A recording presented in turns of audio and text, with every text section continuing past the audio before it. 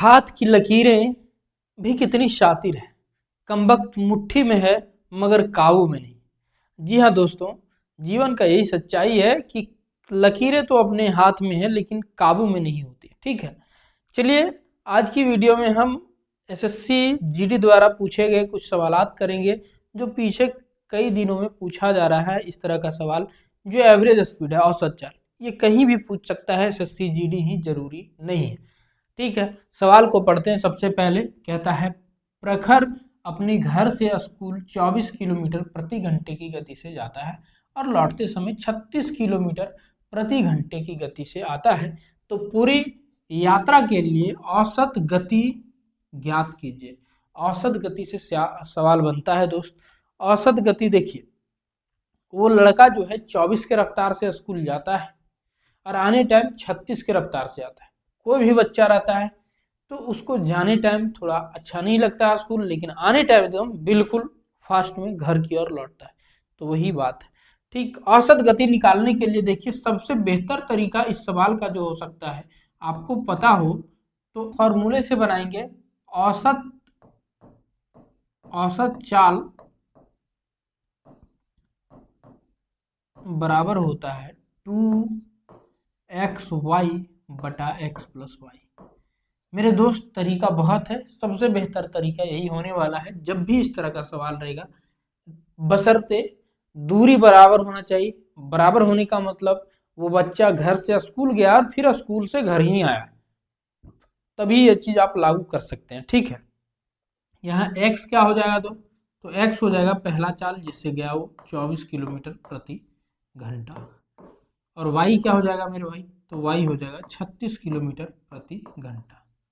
ठीक, हम लगा देते हैं 2, x का वैल्यू 24 और y का वैल्यू 36 और बटा x प्लस वाई मतलब 24 प्लस 36। इतना तो आप जोड़ ही सकते हैं।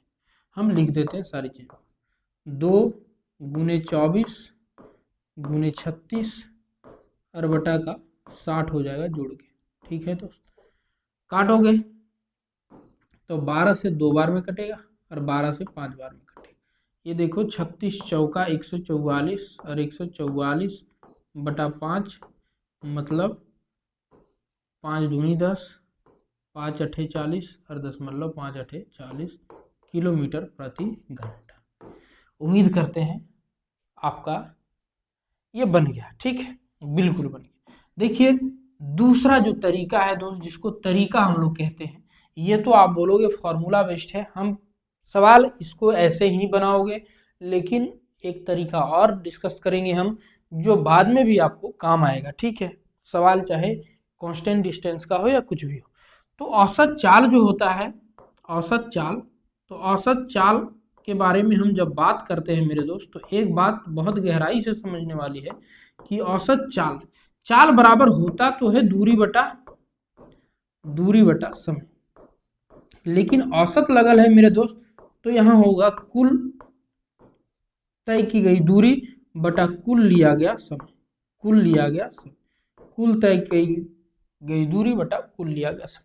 तो तय की गई कुल दूरी निकालना है, तो कुल दूरी कितना होगा, कुल दूरी कहाँ से लिया जाएगा, तो वो बच्चा घर से जा रहा है स्कूल, हम क्या करते हैं, ये दोनों का एलसीएम लेते हैं और एलसीएम मान लेते हैं कि वो घर से स्कूल तक का दूरी होगा। देखिए जैसे 24 और 36 का एलसीएम को आपसे पूछे तो आप क्या बोलोगे कि 72 होगा। सर होगा कि नहीं, तो 24 तिया मतलब 24 के रफ्तार से वो बच्चा गया था तो 3 घंटा समय लगा होगा स्कूल जाने में, और आया 36 के रफ्तार से मतलब 2 घंटा समय लगा होगा आने में।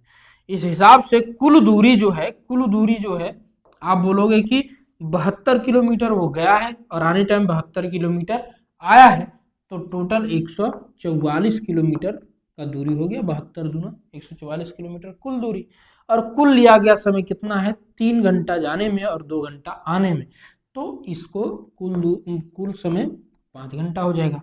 वही भाग लगाएंगे तो दोस्त कितना आएगा, 28.8 किलोमीटर प्रति घंटा। ये आपका तरीका है। ये एलसीएम ही क्यों लिए, एलसीएम ही इसलिए लिए कि मानना है तो एलसीएम मानिए ताकि समय निकालने में आपको दिक्कत ना हो। ठीक है, उम्मीद करते हैं आपको समझ में आया होगा बहुत बेहतर तरीके से। और 2 सवाल जो एसएससी जीडी कुछ ही दिन मतलब 25 में ही 2025 में ही पूछा है, वो 2 सवाल आपको मिलेंगे आगे, हम दिखा देते हैं। उसको आप बनाकर कमेंट बॉक्स में जरूर कमेंट कीजिएगा और आपको ये वीडियो कैसा लगा ये जरूर बताइएगा, ठीक है।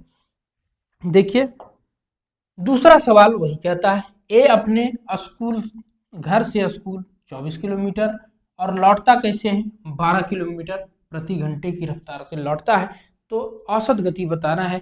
उम्मीद करते हैं आप तुरंत बता दोगे, ठीक। तीसरा सवाल जिसका उत्तर आप दोगे, ए अपने घर से स्कूल 4 किलोमीटर प्रति घंटे की गति से जाता है और लौटते समय 16 किलोमीटर प्रति घंटे से आता है, तो पूरे यात्रा में औसत गति ज्ञात कीजिए। यह भी हम उम्मीद करते हैं कि आप बहुत अच्छे से और बहुत तरीके से इसका जवाब दोगे। आज के लिए इतना ही। जय हिंद,